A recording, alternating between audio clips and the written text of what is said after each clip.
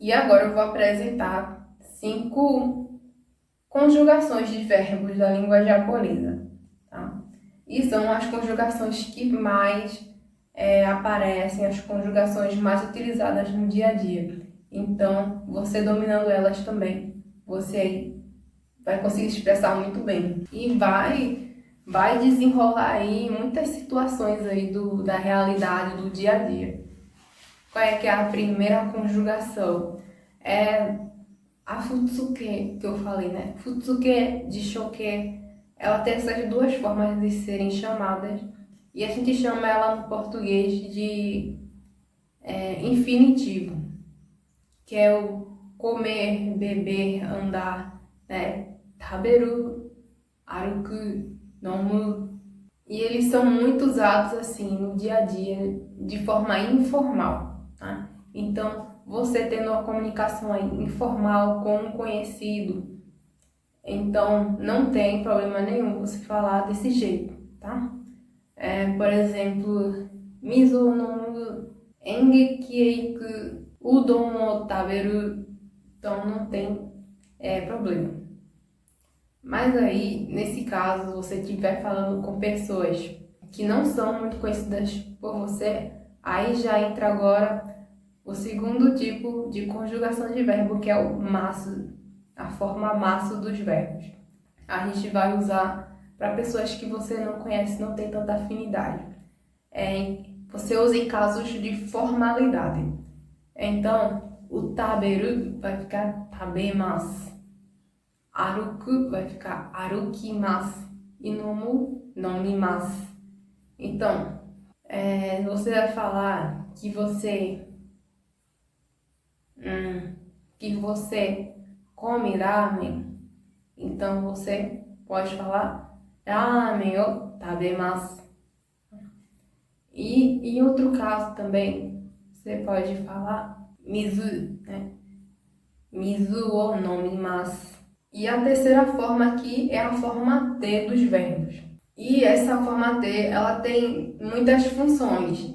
E por isso que ela é tão importante na comunicação, tá? Qual é as funções que ela possui? Em que casos a gente usa ela? Então, a primeira função aí do verbo ter, ele quer dizer uma imperidade sutil, né? Ele quer impor, vamos dizer assim. É a forma imperativa, só que suave. Então, a pessoa fala assim, tabete, coma, que o tabete, coma o bolo.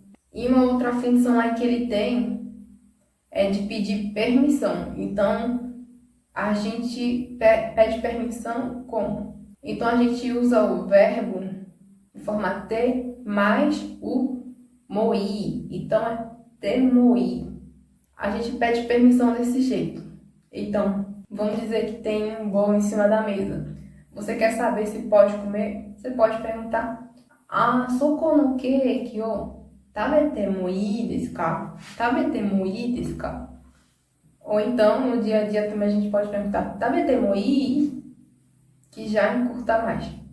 Uma outra função do verbo na forma T é ligar frases. Então, a gente pode usar o que nessa questão, né, de ligar frases. A gente pode falar, nem por exemplo, aquelas ações, né, de cozinha. A gente pode falar, ligue o fogo e bote a panela para esquentar. A assadeira para esquentar, né? Então, ligue o fogo e coloque a assadeira para esquentar. A gente pode falar, Hiotsukete, furaipan o atatamete kudasai. Então, uma função aí do verbo ter também é criar uma conectividade aí entre ações. Então, o que é criar aí essa conectividade entre ações? É quando eu digo que eu fiz uma série de ações, uma após a outra. Que você fez uma ação, depois você fez outra e depois outra. Então, a gente pode dizer que eu cheguei em casa, tomei banho e fui dormir. Então, como é que vai ficar isso no japonês?